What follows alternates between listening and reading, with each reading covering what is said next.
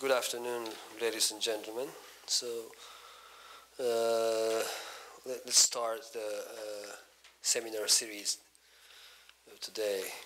So the guest speaker today is Professor Curtis Berlinguette from University of British Columbia, Canada. He's belonging to chemistry and chemical and biological engineering.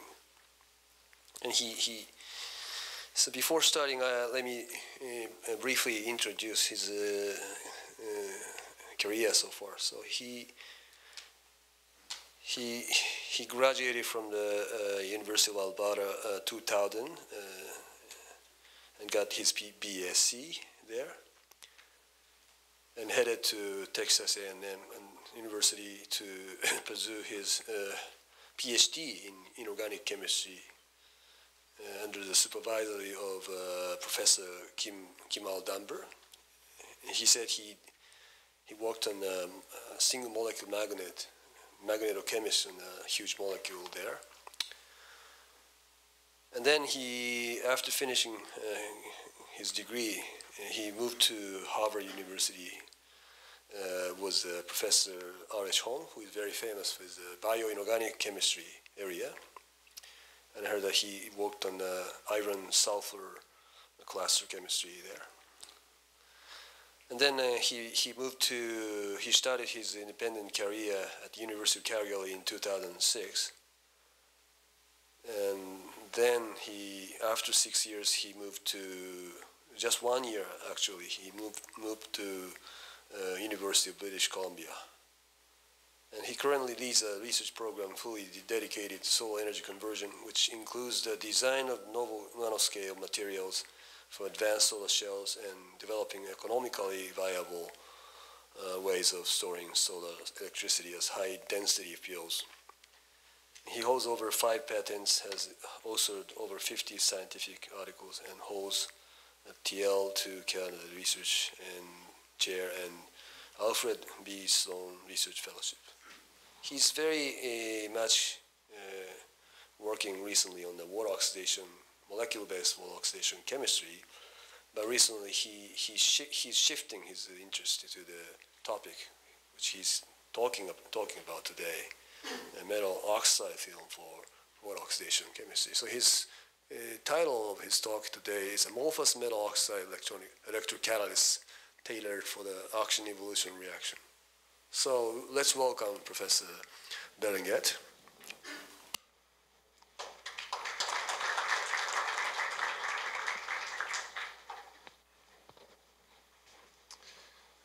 Okay, well, thank you, Ken, for the kind introduction, and thank you again for the invitation to be here today.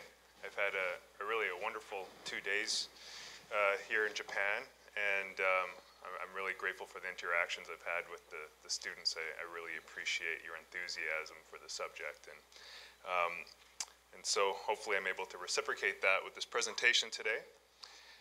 So yesterday I talked about solar cells at the other campus, and today I'm going to talk about a completely different topic, but it's still under this unifying theme of ultimately converting sunlight into more useful forms of energy.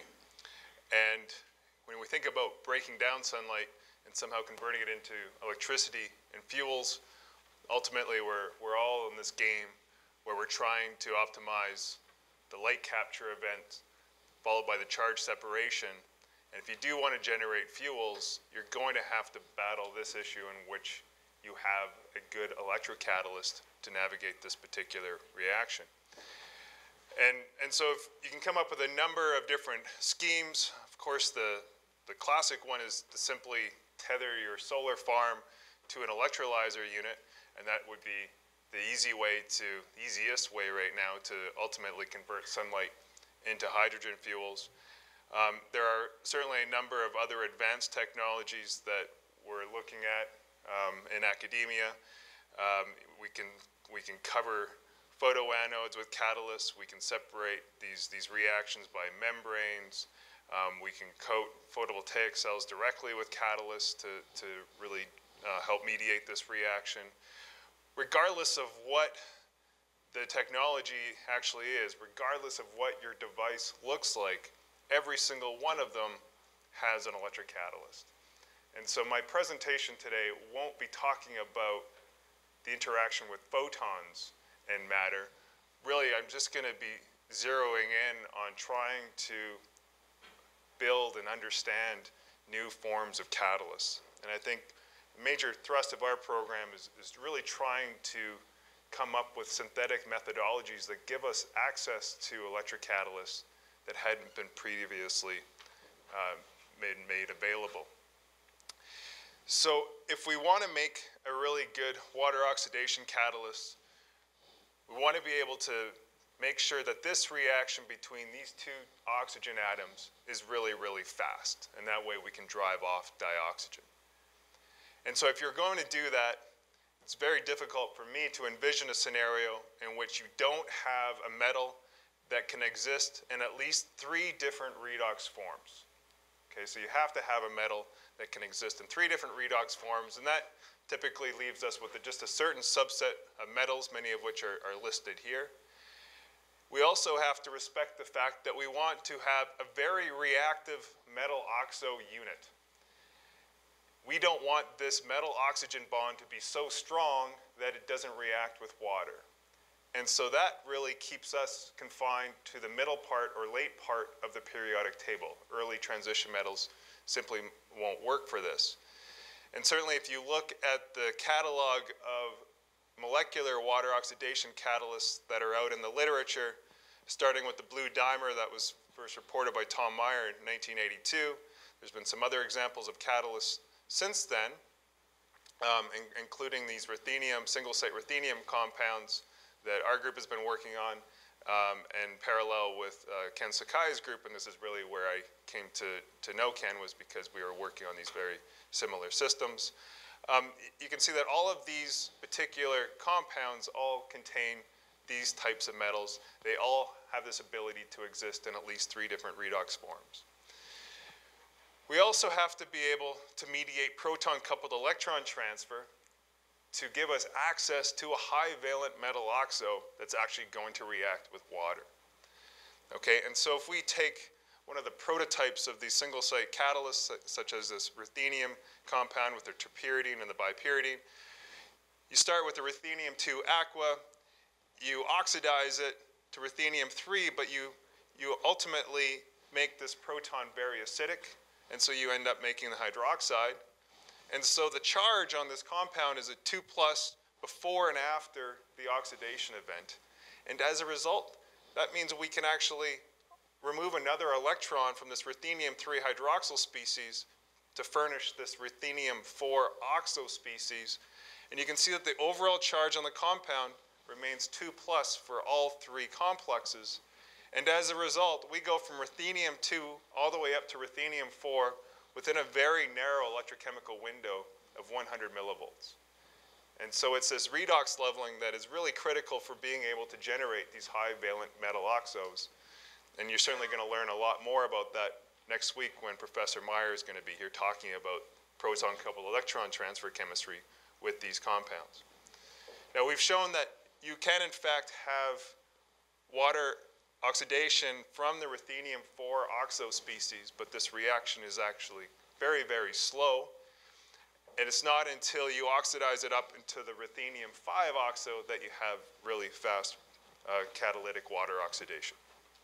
And Ken's group was actually the first to show that this ruthenium-terpy-bippy system was in fact a water oxidation catalyst.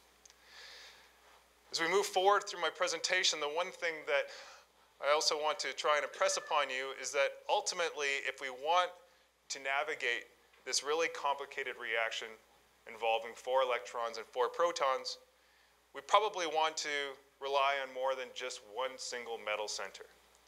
And in doing this, we can probably access higher valencies and much lower overpotentials.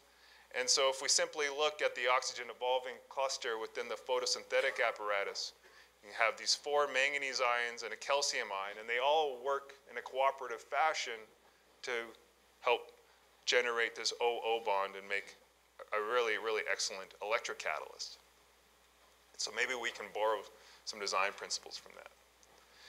So our group started off in this area by looking at these ruthenium systems. this area became very active very quickly, and so then we turned our attention to other metals, and that's why we started looking at cobalt compounds. We started testing a number of different compounds, and we found that they lacked some stability under these harshly oxidizing conditions, until we ended up encapsulating our cobalt center with this ligand containing 5 different rings around it. You have this pentadentate ligand. It's an oxidatively stable ligand environment. We have this chelate effect that's ultimately going to stabilize this bond. We did a lot of mechanistic studies on the ruthenium compounds to show that this bond is most likely ruptured first during catalysis because it's going to be trans to your oxo. So that's what I really like about this ligand, is that you're stabilizing this particular bond. We're now using a metal that can accommodate the different redox levels, as we talked about before.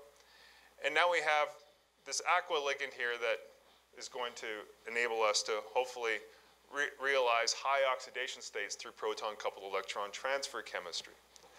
And so it turns out this is, in fact, a water oxidation catalyst. And I won't walk you through too many of the details, but we started doing some kinetics analysis with this and doing some scan rate dependent studies that are common to this area. And we found that, in fact, it's not just a water oxidation catalyst, but it's a very fast catalyst where we reported these rate constants on the order of 100 hertz in their basic conditions. And so at that time, this was the fastest rate of any homogeneous water oxidation catalyst, but I believe Li Cheng's son currently holds the record, which is another order of magnitude higher above this one.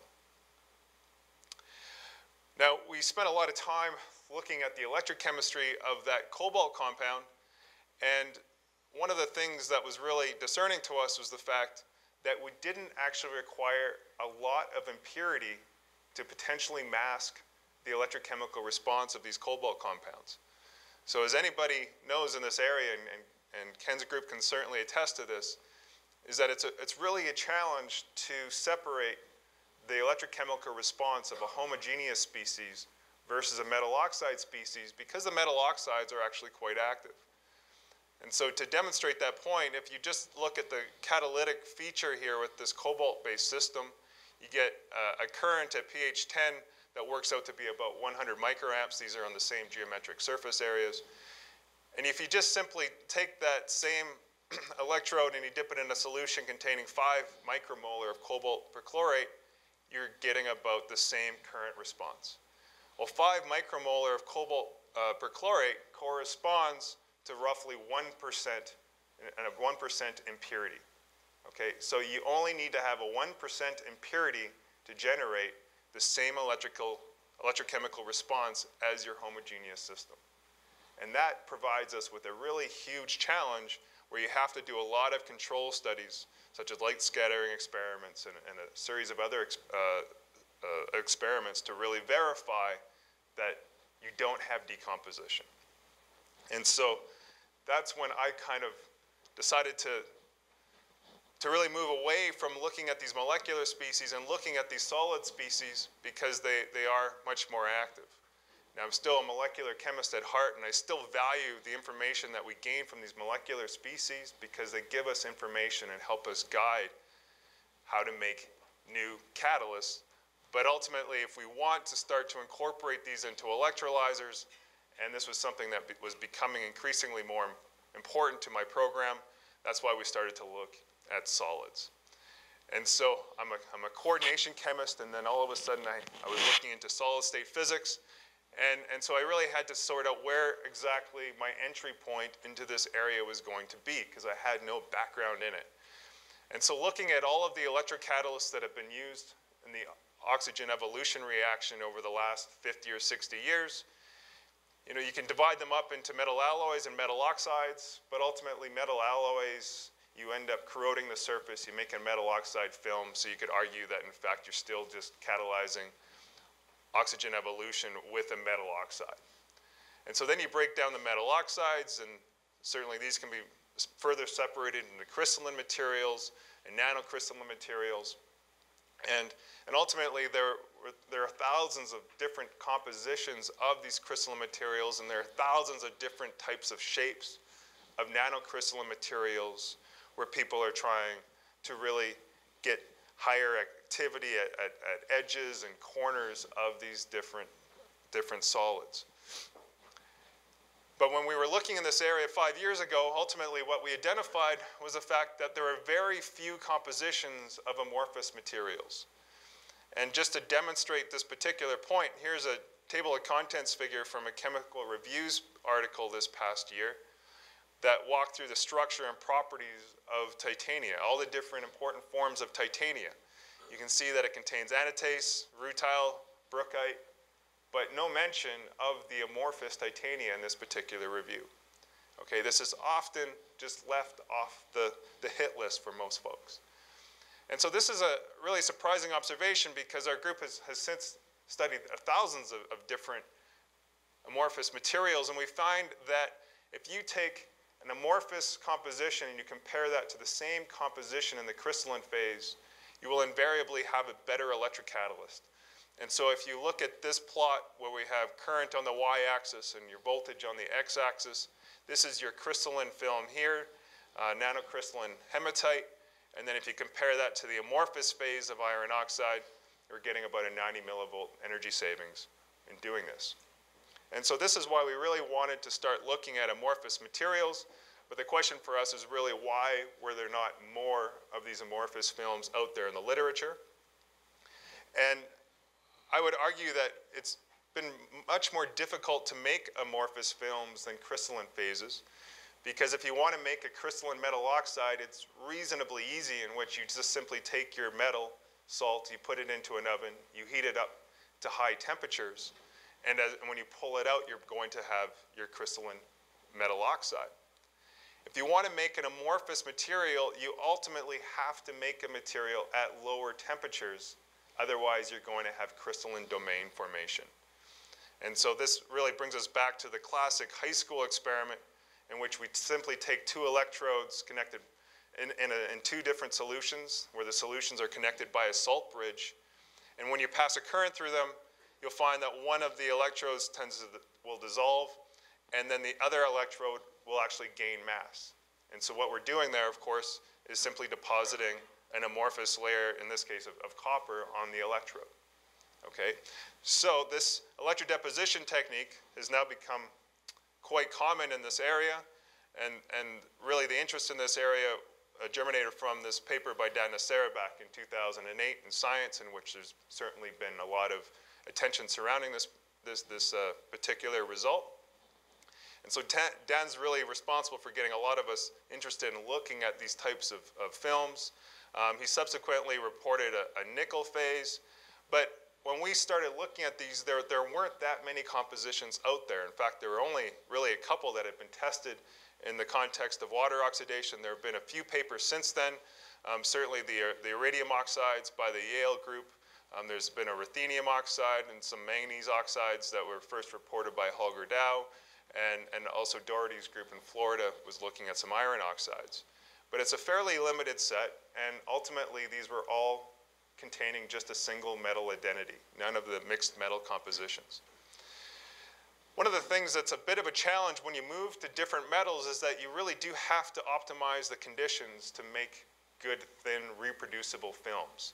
And so this is certainly a challenge with electrodeposition with certain types of metals. But it's certainly an excellent methodology once you sort out these conditions. There's this paper that came out in Science by Goodenow and Shehorn back in 2011 that I think speaks to the importance of mixed metal combinations, in which they use theory to guide them to the fact that this particular composition containing barium, strontium, cobalt, and iron with these specific stoichiometries gave rise to the best electrocatalytic response of all of these compositions that were tested.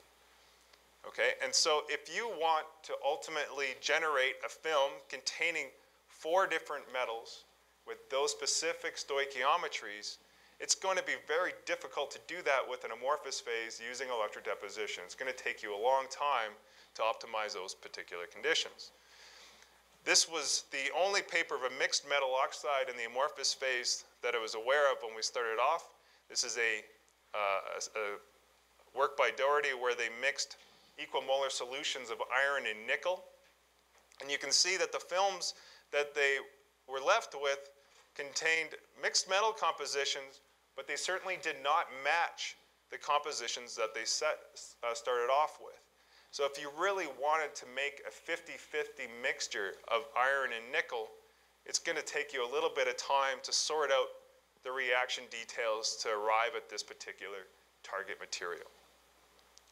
And so this was our entry point where we asked the question, can we access complex compositions of amorphous metal oxides? Okay, can we make mixed metal systems in a very reproducible and efficient way? And so what we introduced to the community was this technique that actually had been used in the lithography area, in which they simply take a substrate and you coat it with a photoactive material, and then you irradiate it with UV light.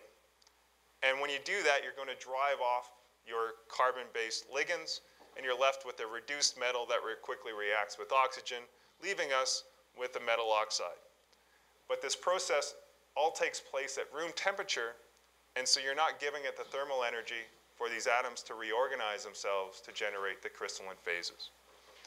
Okay, and so this ends up being, I think, a very powerful method, because ultimately all we're doing is taking our solution, which can contain a mixture of metals. If you want to have a homogeneous mixture, you ultimately would love to mix them in solution. You can then simply spin cast them or dip coat them onto a substrate, and so you're going to have the exact same concentration on the substrate as you do in solution, and all we're doing is simply freezing them there, and then we have the loss of our ligands, making our mixed metal oxides. I think another really attractive feature of this method is that we have a broad substrate scope. We no longer care about what our substrate actually is. We can do this process on insulating films, we can do this on glass and plastic and stainless steel. We are not sensitive to the type of substrate that we're working with.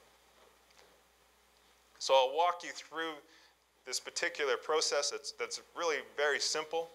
We simply deposit these photoactive materials. We've been using this ethyloxanoate ligand. And so in this particular sequence, I'm just going to walk you through this iron salt where we spin coat a substrate of this iron salt onto ITO. And once we have that, we have this thin film. This is the optical profile for this film. This is the UV vis spectrum.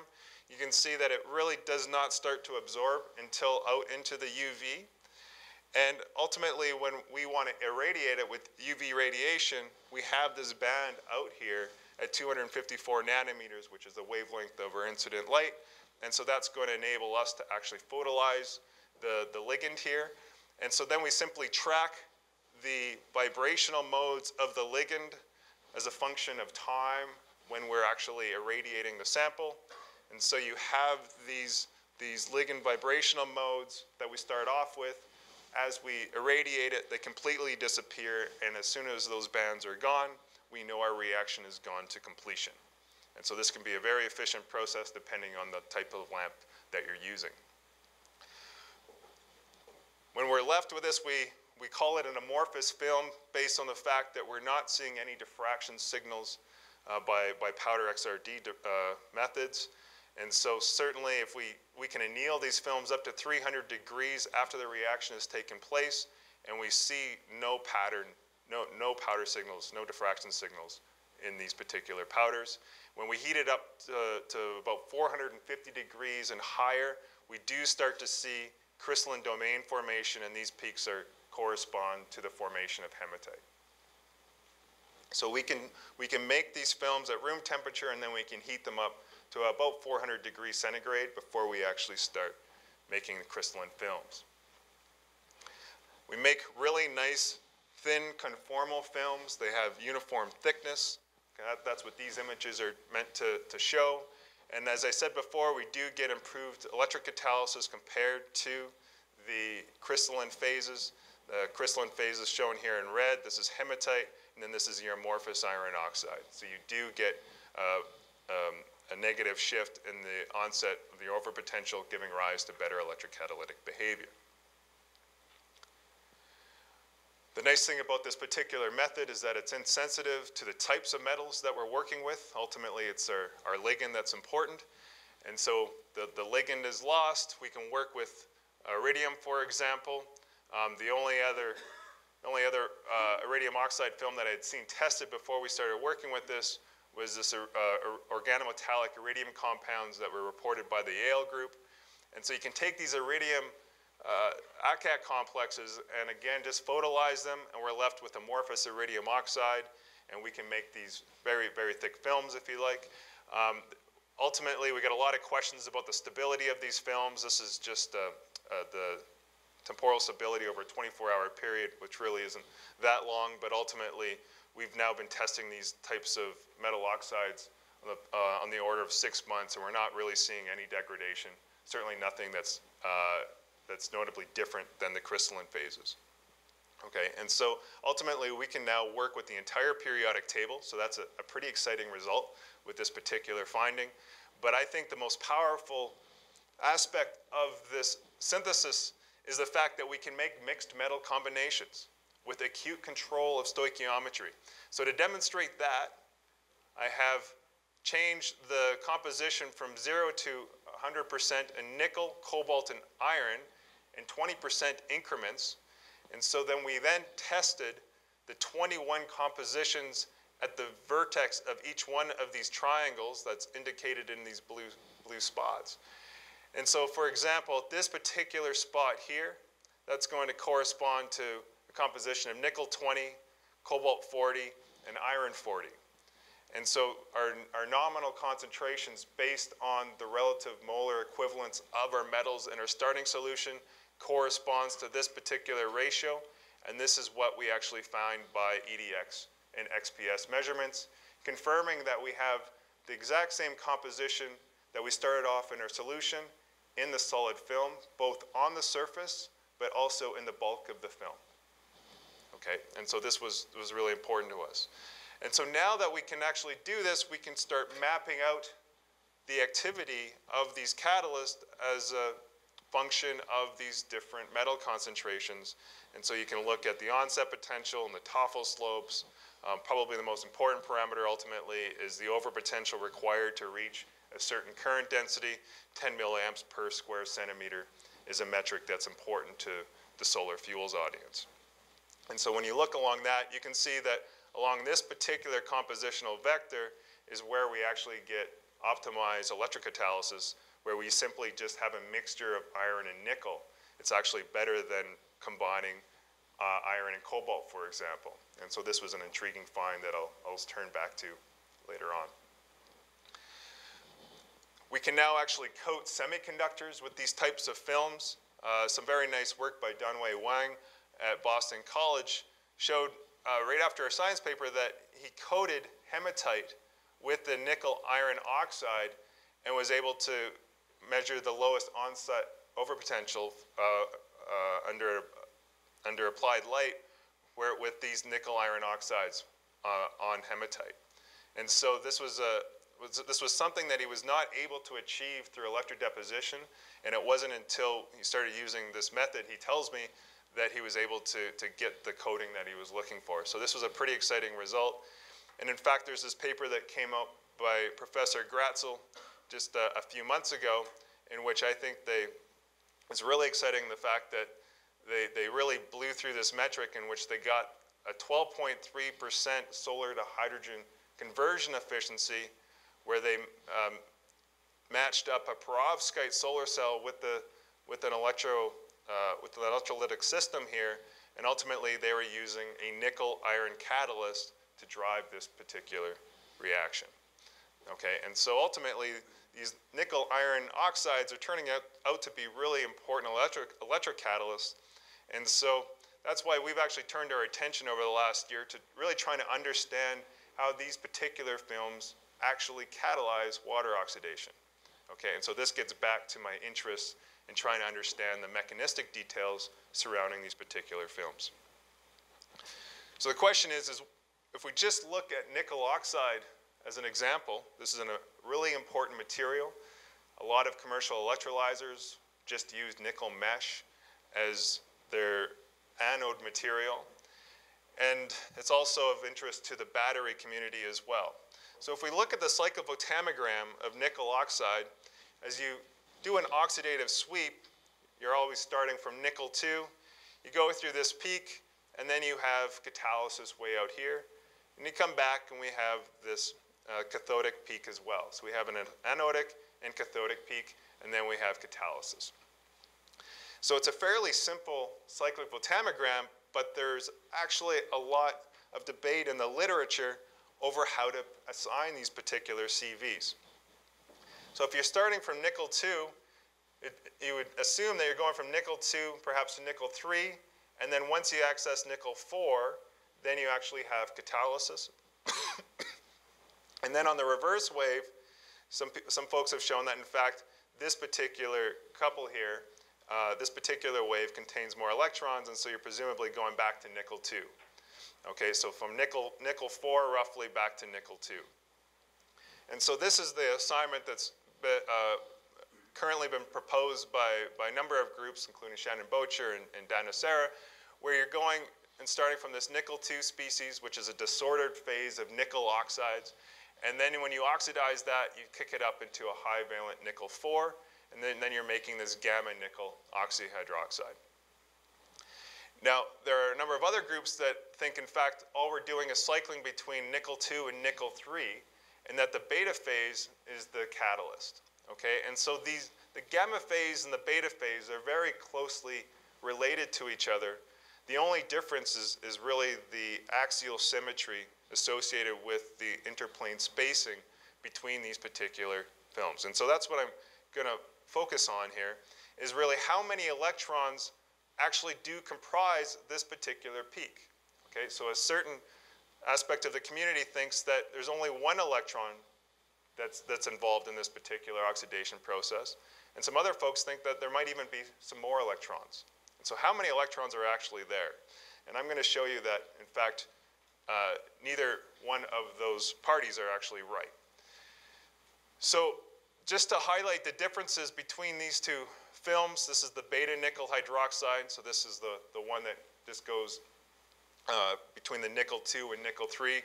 And then the alpha nickel hydroxide, this is where you have higher disorder, and this can then access the gamma phase, which is the higher valent nickel. So this one goes from nickel 2 to nickel 3. This one is reported to go from nickel up to nickel 4, nickel 2 to nickel 4. You can see they actually, again, what really differs between these two materials is not necessarily the structure of these nickel oxide planes, but it's ultimately the fact that there's this higher disorder between these two planes, and so you have this greater interplane spacing with the alpha phase than you do with the beta phase, and that's reflected in the powder XRD patterns that are shown here. Now, if you look at the XPS data for the gamma phase and the beta phase, so these are the oxidized forms, you see that, in fact, the spectra look very similar to each other, yet one community will assign this as the beta phase, and the other community will assign it as the gamma phase. Okay, but yet the spectra look very similar to each other, which tells me that, in fact, we're probably not testing materials that are fundamentally that different, and they probably have very similar redox properties. And so we've looked quite closely at the literature, and ultimately we've identified that the nickel is ultimately going to take on a fairly identical local bonding environment. They both give rise to very similar cyclophotomegrams. They have reversible interconversion between each other. So if you over-oxidize these phases, you can actually produce the gamma phase. And if you let things age, you can also go back to the beta phase. And ultimately, in our view, the XPS data all seems to show that, in fact, we're accessing nickel 4 and not just nickel 3. And so we're certainly in the camp that we're probably going from nickel 2 up to a nickel 4 species, and that we're not stopping at nickel 3. Okay, and so we're probably generating this, and that's our active catalyst. So we move forward on that theory, but we ran into a bit of an issue in that we were always struggling with the very first cyclophotomegram that we would record on our nickel oxides. And so it took us a long time to sort this out. But Rodney Smith was my postdoc, who was my postdoc and working on this project. He spent a lot of time, and I think it came up with a really clever approach to sorting this out. But what we can now determine, and it is reproducible, is that on the first scan, on the first oxidative scan of nickel oxide, okay, so you oxidize it, you get this really sharp peak, and then you continue to sweep in the positive direction. You go through catalysis. Then on the return wave, you have this signal here, our cathodic peak. And then on the second wave, you don't go through that dashed line, you go through this solid line right here, in which the height of it has been significantly diminished.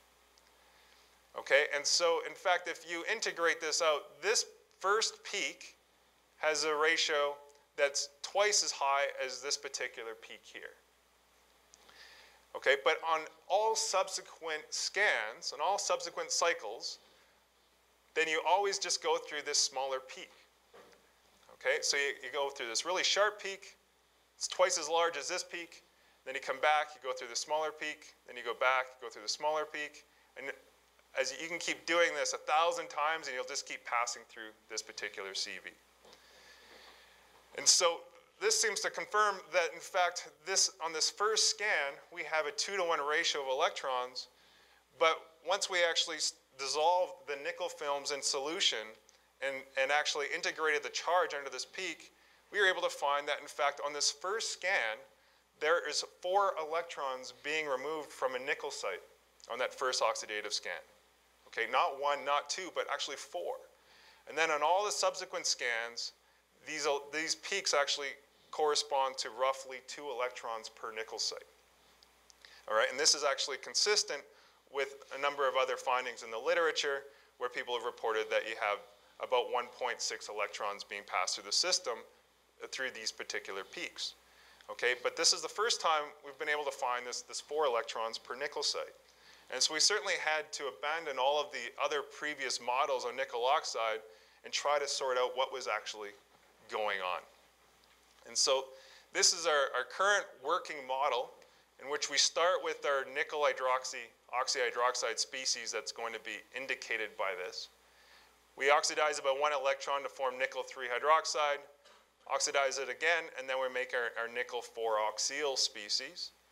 Then we have attack by hydroxide at this nickel 4 oxyl. This is our critical OO bond formation step where we make our nickel 2 OOH. Then we go around nickel 3 OO, and then we make our nickel 4 peroxide species, and then you have liberation of dioxygen from this species. Okay, so this is really consistent with the mechanistic models of the ruthenium and iron single-site catalysts that many of us have been working on. And so if we try to correlate this particular scheme to this cyclovoltammogram, what we think is happening is the fact that on this very first oxidative scan, you're going from nickel 2 hydroxide all the way around to the nickel 4 peroxide species. Okay, that's the only way we can count up 4 electrons from the nickel 2 hydroxide. So you go all the way around to this nickel 4 peroxide species. And then on the reverse scan, what we think is happening is that you get locked in at this particular species right here, because this is a chemical step, a pseudo-irreversible chemical step. So it makes sense that you cannot electrochemically access your nickel 2 hydroxide because of this chemical step that's going to be somewhat slow. And so that's why in all the subsequent scans, you're actually just interrogating this 2-electron chemistry right here. Okay? And so a consequence of this is that we are now assigning a rate-determining step to this last dioxygen evolution step, which occurs at roughly 1.25 volts, which tells us that, in fact, we have catalysis going on within this particular peak. Okay, so we actually have water oxidation catalysis occurring right at the thermodynamic limit. Okay, we believe out here that we're starting to engage some surface sites that are going to be more catalytically active. Okay, and so this is just getting back to what I was just saying. So we get locked in this 2-electron cycle. So some support for this is the fact that you would expect an infinite Toffel slope if this was, in fact, your rate-determining step. We have this chemical step. And, in fact, that's what we observe as you pass through this particular wave. You get a slope here corresponding to about 900 millivolts per decade, which is effectively an infinite Toffel slope. There's suddenly the signal rate here that does not correspond to anything in this CV. We've just recently, in the last few days, recognized that if you move to really thick films, you start to see some peak grow in here. And so that's why we think these are simply edge sites that are responsible for the really fast catalysis that's actually important.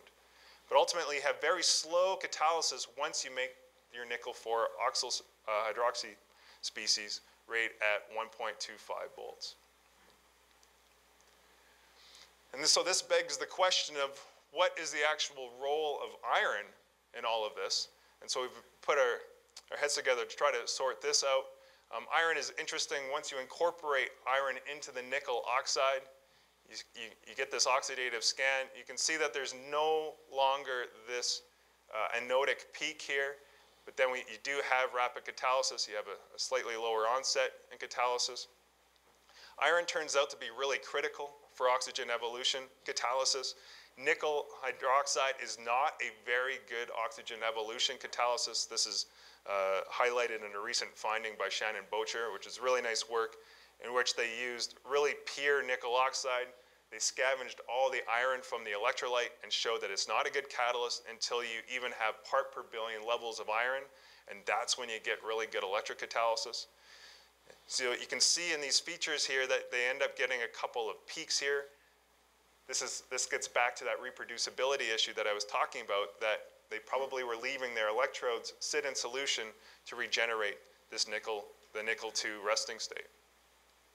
And so what we think with the iron nickel oxides, what we think is happening here is the fact that the rate determining step is shifted to this particular position.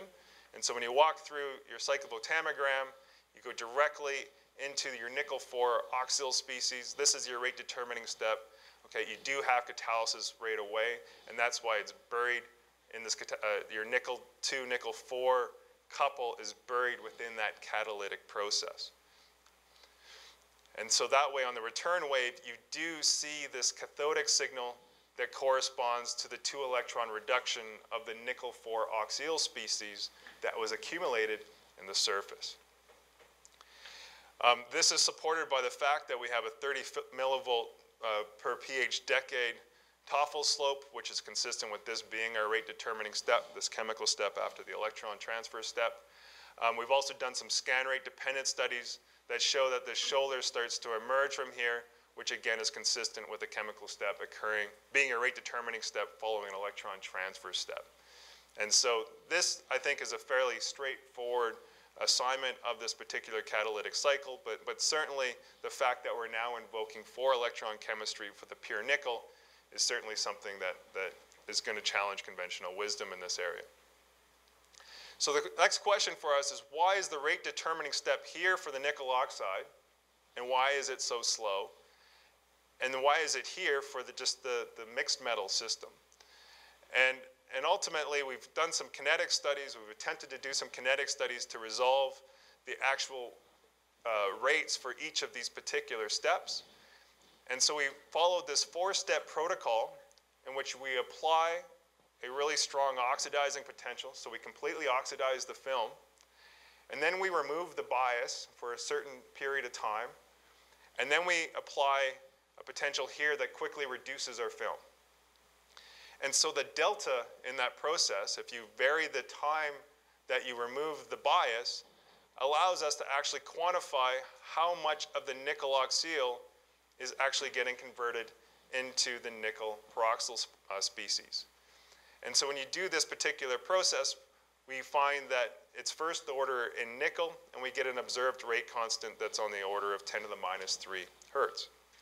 When we carry out the same protocol for the pure nickel films, we now get an observed rate constant that is an order of magnitude slower. And so this is, in fact, a very slow process, and that's consistent with the very low current densities of dioxygen formation that we're witnessing.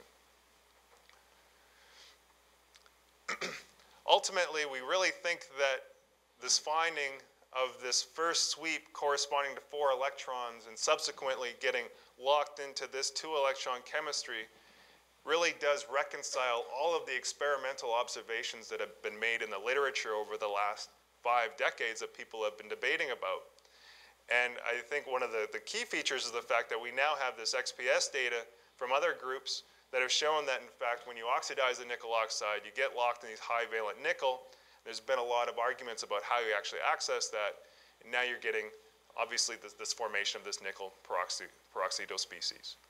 A point that I forgot to really highlight before is that when you take these electrodes and you let them sit in solution for half an hour or so, they pass through this chemical step demonstrated here, and you can go right back to your starting material.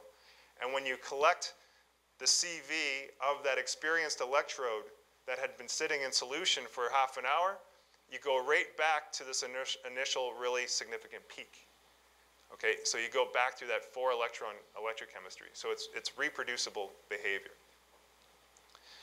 So a lot of electrochemistry. So I'll pause there and just thank the key student on this particular work, who's a postdoc in my lab. He's been with me for the last couple of years, and he's actually really responsible for all of the chemistry that I've outlined for you here today. So I'm really grateful for his efforts, as well as my collaborator at the University of Calgary, Professor Simone Trudel.